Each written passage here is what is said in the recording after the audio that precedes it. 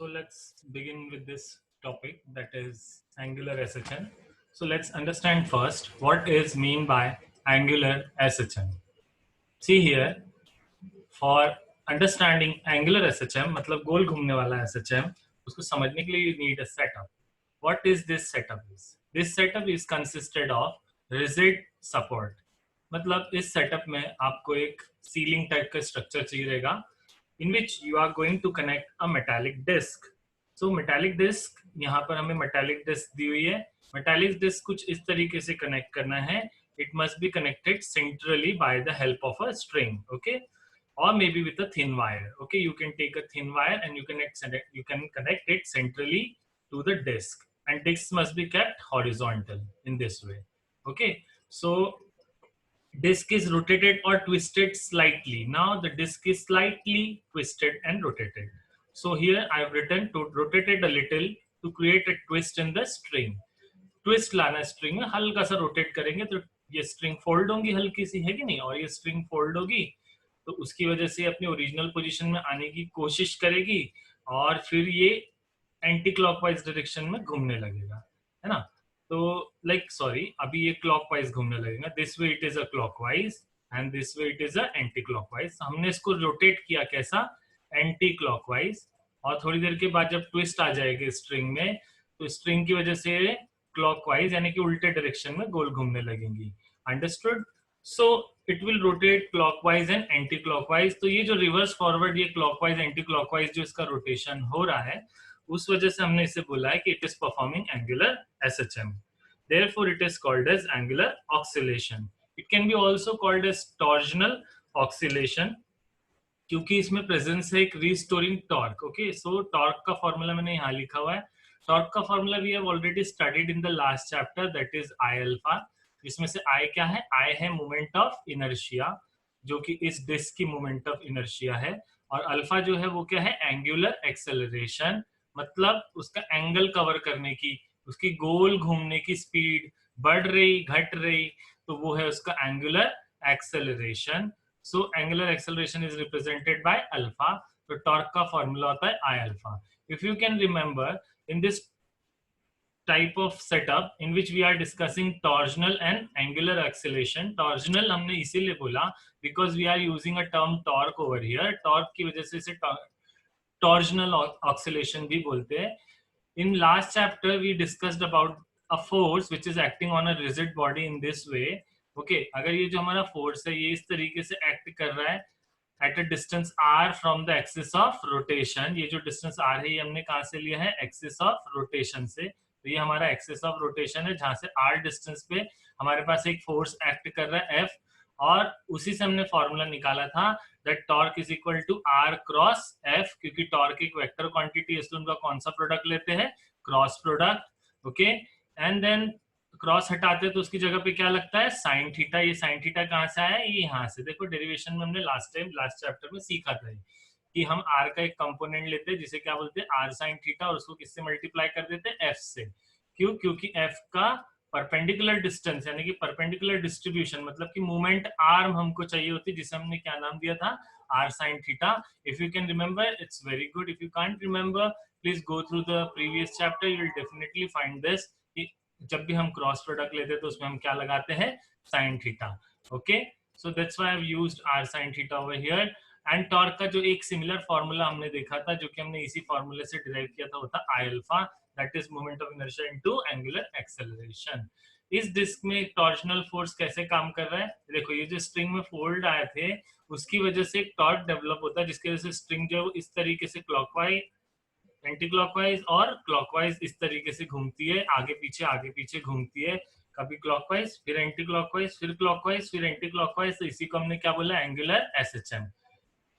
तो यहाँ पर हो क्या रहा है कि r डिस्टेंस पे एक F फोर्स काम कर रहा होगा डिस्क में, जो डिस्क को गोल घुमा रहा होगा. तो इसलिए उसमें जो टॉर्क आ रहा होगा, जो गोल घूमने की स्पीड कम ज्यादा हो रही होगी सेंट्रल स्ट्रिंग की वजह से, सेंट्रल वायर की वजह से, उसकी वजह से जो टॉर्क लग रहा है उसकी वजह से ये फोर्स इनटू r लग रहा है, ये होता है एक्चुअली I अल्फा. I मतलब moment of inertia, alpha is angular acceleration. Okay, so what you will see, अगर आप ज्यादा से ज्यादा उसको रोटेट करोगे डिस्क को, more you will rotate the disc, more twist will be generated in the string or the wire.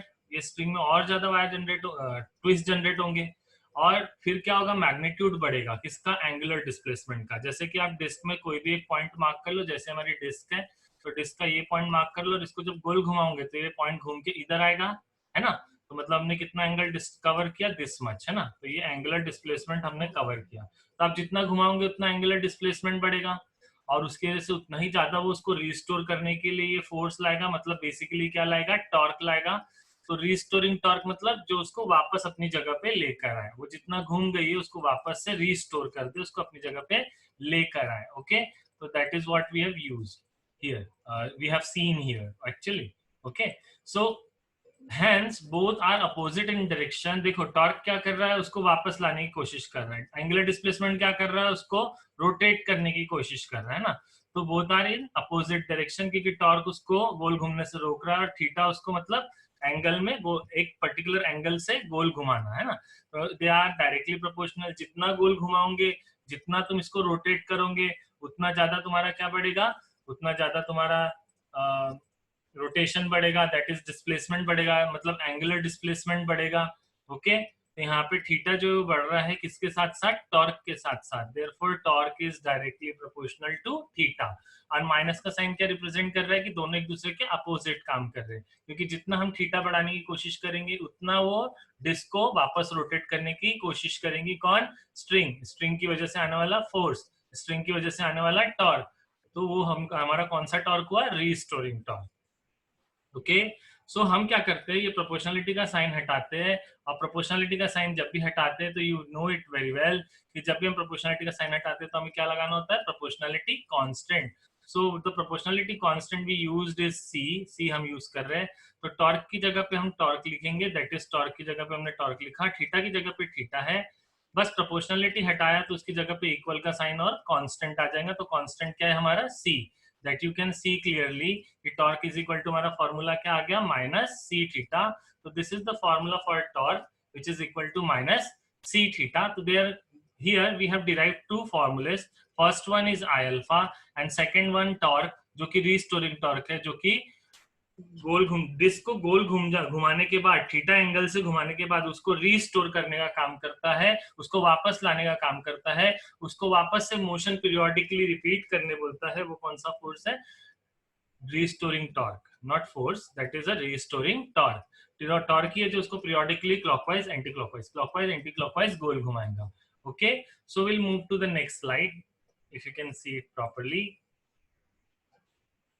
So what the next slide says, that you have to derive the expression, not this one, sorry, this is the last slide which we have to go through. So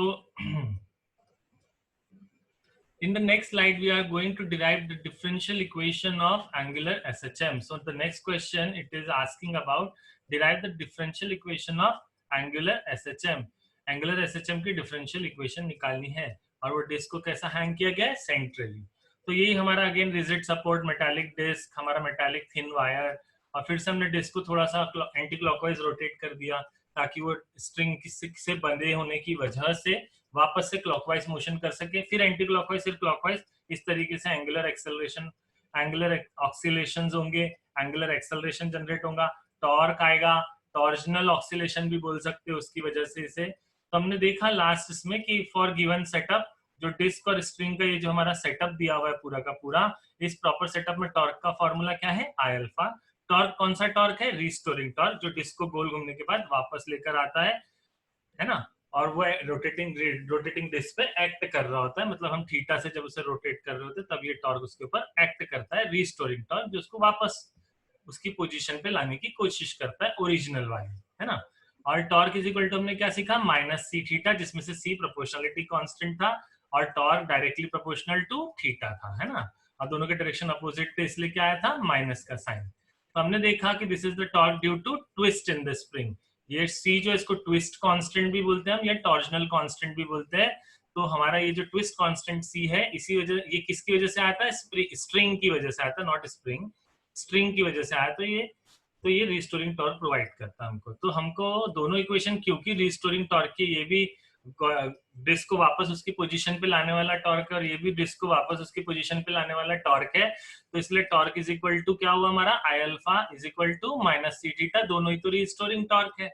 तो आई की जगह पे आई रहने दो, मगर alpha का क्या भाई, तो जैसे कि हमने एलएसएचएम में देखा था, जिन्होंने एलएसएचएम फॉलो किया उन्होंने देखा होगा कि एलएसएचएम में हमने लिखा था a is equal to d square x by d t square, जो कि हम एलएसएचएम में यूज करते हैं फॉर्मूला। ओके, तो एलएसएचएम में हमने देखा था कि d square x by d t square is equal to the acceleration.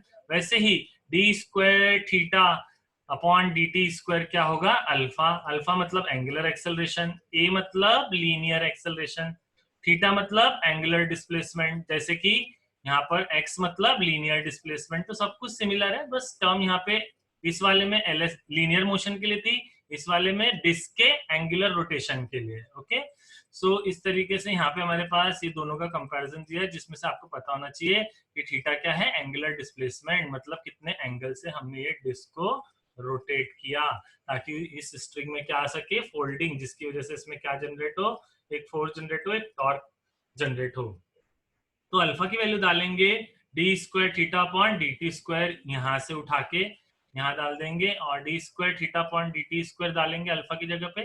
बाकी टर्म एज इट इज है, माइनस सी थीटा अपनी जगह पे, मोमेंट ऑफ इनर्शिया आई भी अपनी जगह पे। फिर क्या करेंगे, ये जो माइनस सी थीटा है इसको शिफ्ट कर देंगे इक्वल के दूसरे साइड में, तो व्हाट वी विल गेट, ये माइनस सी थीटा जब हम यहाँ लेकर आएंगे तो ये पॉजिटिव हो जाएगा, तो हो जाएगा प्लस सी थीटा, और इस तरफ अब कुछ नहीं बचा है तो क्या हो जाएगा, जीरो। और ये जो इक्वेशन हमें ऑब्टेन्ड हुई है, I into d square theta plus C theta is equal to zero, is called as differential equation of angular SHM. Got it, got my point, good. So we'll move to the next slide to see what is happening in the next slide. In this next slide, we'll see this is the previous slide which we have gone through and we have seen this. So in the next slide, we have to prove that the motion of this hanged disc, which is centrally connected with the help of a string, and it is supported at another end, it is actually performing angular SHM. This we have to prove. So this is here again the pura ka pura complete setup, which is representing angular oscillation, or it can be called as torsional oscillation due to presence of torque, which is given by the string twist. Twist लाए थे ना spring में, थोड़ा सा घुमाए थे, twist किए थे, तो इसमें फोल्डिंग्स आई थी, तो उसकी वजह से कौन सा टॉर्क आया था, रिस्टोरिंग टॉर्क। उसी वजह से इसको क्या बोला हमने, टॉर्जनल ऑक्सीलेशन। हमको पता है कि हमने एलएसएचएम में पढ़ा था कि कोई भी ऑक्सीलेशन की एक बेसिक कंडीशन होती है, a is directly proportional to x, है ना। तो हमको पता है कि कोई भी ऑक्सीलेशन में बेसिक चीज जो होती है, बेसिक सिचुएशन होती है, वो होती है a is directly proportional to minus x, जिसमें से एक्सेलरेशन जो है वो हमेशा डिस्प्लेसमेंट के कैसा होता है, अपोजिट डायरेक्शन में होता है और डायरेक्टली प्रोपोर्शनल होता है। जितना आप स्प्रिंग में लगे हुए ब्लॉक को पकड़ के खींचोगे, आपको अगर याद हो स्प्रिंग ब्लॉक वाला जो सेटअप लिया था हमने, उसमें आप जितना ब्लॉक को पकड़ के खींचोगे, स्प्रिंग उतनी टाइट होंगी तो उतना ही ज्यादा क्या होगा, उसको झटका महसूस होगा, एक्सेलरेशन महसूस होगा। तो वो acceleration is directly proportional to minus x, जिसकी वजह से ब्लॉक किस तरफ भागता था, मीन पोजीशन की तरफ, क्योंकि उसको आप मीन पोजीशन से दूर खींचते थे ना, तो acceleration is directly proportional to minus x. वैसे ही एंगुलर में क्या होता है, ए को रिप्लेस कर देते हैं एंगुलर एक्सेलरेशन अल्फा से, और लीनियर डिस्प्लेसमेंट एक्स को रिप्लेस कर देते हैं किससे, एंगुलर डिस्प्लेसमेंट थीटा से। और इसमें फिर से एंगुलर एक्सेलरेशन और थीटा के डायरेक्शन कैसे होने चाहिए, अपोजिट, तो उसके लिए क्या लगाते हैं, माइनस का साइन। अगर ये दोनों एक दूसरे के डायरेक्टली प्रोपोर्शनल है, ये रेड से जो मैंने बताया ये डायरेक्टली प्रोपोर्शनल का साइन है, अगर ये एक दूसरे के डायरेक्टली प्रोपोर्शनल होते हैं, अगर हम ऐसा प्रूव कर देते हैं कि इस वाले मोशन में, इस रोटेटिंग डिस्क वाले मोशन में जो डिस्क का एंगुलर एक्सेलरेशन है वो थीटा के directly proportional and opposite direction में है, तो angular acceleration displacement are oppositely directed and directly proportional, then we proved कि ये एक टाइप का एंगुलर एसएचएम है, क्योंकि एक्सेलरेशन और डिस्प्लेसमेंट चाहे वो एंगुलर हो चाहे वो लीनियर हो, अगर वो एक दूसरे के डायरेक्टली प्रोपोर्शनल है और एक दूसरे के अपोजिट डायरेक्शन में, मतलब वो मोशन एसएचएम होगा, ऑक्सीलेशन ही होगा। ओके, तो इन दिस गिवन सिस्टम हमने दो फॉर्मूले लिए थे जो शुरुआत से हम यूज कर रहे हैं, I alpha and minus C theta, दोनों ही रिस्टोरिंग टॉर्क के फॉर्मूले है। तो फिर से हम I alpha is equal to कर रहे हैं माइनस सी थीटा, और अल्फा हमने अपनी जगह पे रहने दिया, और हमने क्या किया कि सी के अपॉन में क्या लाया, ये जो आई है इसको शिफ्ट करके डिनोमिनेटर में लाया, अपॉन में लाया आई, और ये C upon I जो है अपनी जगह पे as it is आ गया, and then we can see कि C upon I जो है वो constant हो गया, तो hence we know, so therefore C upon I work as constant, and आप देख सकते हैं कि C जो है C upon I जो है वो अपनी जगह पे मीन्स I को शिफ्ट किया, डिनोमिनेटर में लाया, तो C upon I कांस्टेंट का काम करेगा, और C और I, C क्या है टॉर्जनल कांस्टेंट, I क्या है मोमेंट ऑफ इनर्शिया। तो ये जो हमारा अल्फा है, ये अल्फा के सामने आया कांस्टेंट और आया माइनस थीटा, तो कांस्टेंट हटाएंगे तो क्या लगेगा उसकी जगह, प्रोपोर्शनलिटी का साइन, तो alpha is directly proportional to theta, और माइनस का साइन क्या रिप्रेजेंट कर रहा है कि दोनों के डायरेक्शन कैसे अपोजिट है। इन द सेम वे जैसे कि हमने लिखा था torque is equals to minus C theta, है ना, तो उसमें क्या था, ये जो टॉर्क था और ये जो थीटा है दोनों के डायरेक्शन कैसे थे, अपोजिट, इसीलिए तो माइनस का साइन था दोनों के बीच में, क्योंकि रिस्टोरिंग टॉर्क है जो कि उसको गोल घूमने से रोकता है, और थीटा मतलब क्या, उसको थीटा एंगल से गोल घुमाना, तो गोल घुमा रहे हैं और साथ में उसको रोकने के लिए वायर में कौन सा कांस्टेंट, कौन सा टॉर्क डेवलप हो रहा है, रिस्टोरिंग टॉर्क, जो कि डिस्क पे एक्ट कर रहा है ना, क्योंकि डिस्कनेक्टेड है वायर से, इसलिए torque is equal to minus c theta, and this is the required condition to perform angular oscillation. Okay, after this we have to go to the last slide, which is asking about the time period. Okay, so this slide is a very easy one कि उसका जो गोल घूमने का time है, एक oscillation का time है, मतलब एक बार क्लॉकवाइज मोशन और एक बार एंटी क्लॉकवाइज मोशन मिला के one angular oscillation, one torsional oscillation. तो इसका टाइम पीरियड क्या होगा, तो एलएसएचएम में हमने क्या देखा था कि ये जो बॉडी होती है इसके ऊपर जो एक एक्सेलरेशन का फॉर्मूला था वो क्या था, a is equal to minus omega square x, तो magnitude of a is equal to क्या होगा, ओमेगा स्क्वायर एक्स, तो x को a के नीचे लाओ, तो x को a के नीचे लाएंगे तो क्या होगा, omega square will become equal to, है ना, omega square will become equal to a by x, है ना, शिफ्टिंग कर लो, ओमेगा का फॉर्मूला क्या होता है 2 पाई अपॉन t, तो 2 पाई ओमेगा की जगह पे 2 पाई अपॉन t डाल देंगे, बट ओमेगा का तो स्क्वायर था, स्क्वायर शिफ्ट करेंगे तो क्या बन जाएगा, रूट, तो आ जाएगा हमारे पास रूट a बाय x, और ओमेगा की जगह पे क्या आ जाएगा 2 pi upon t, you can see it clearly, omega का स्क्वायर ट्रांसफर करेंगे तो क्या आ जाएगा under root a by x, और ओमेगा की वैल्यू क्या आ गई 2 पाई अपॉन t, है ना।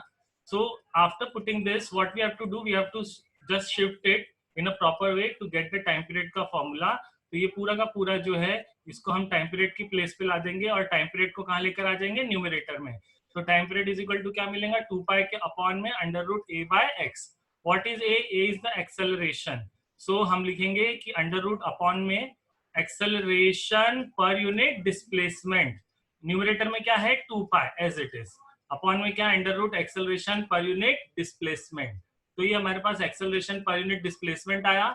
सिमिलरली एंगुलर ऑक्सीलेशन में क्या होता है, हमारा जो फॉर्मूला था remain alpha is equal to minus C upon I into theta, तो जो मैग्नीट्यूड है अल्फा का वो क्या होगा, माइनस का साइन हटा दो, तो सी अपॉन आई इंटू क्या होगा थीटा, अब क्या करना है थीटा को अल्फा के नीचे लाना है, तो थीटा के अपॉन में क्या, अल्फा के अपॉन में क्या आ गया थीटा, सी के अपॉन में क्या आ गया I, this whole thing will be equal to constant, है ना, क्यों, क्योंकि सी अपॉन आई कांस्टेंट है, तो अल्फा अपॉन थीटा भी क्या होगा कांस्टेंट, और हमको पता है कि टाइम पीरियड के फॉर्मूले में हम यही कांस्टेंट कहाँ रखते हैं, डिनोमिनेटर में, जैसा कि हमने यहाँ पे किया था, तो आ जाएगा 2 पाई, और 2 पाई के अपॉन में जो भी टर्म है उसका अंडर रूट करके, जो भी कांस्टेंट है हमारा उसको अंडर रूट के अंदर रखेंगे, that is alpha upon theta, या फिर जैसे कि हमने देखा कि अल्फा अपॉन थीटा किसके इक्वल है, सी अपॉन आई, तो आप रख सकते हैं 2 pi upon under root C upon I, और ये हमारा फॉर्मूला आ गया time period of angular SHM का, that is t is equal to 2 pi under root angular acceleration per unit angular displacement,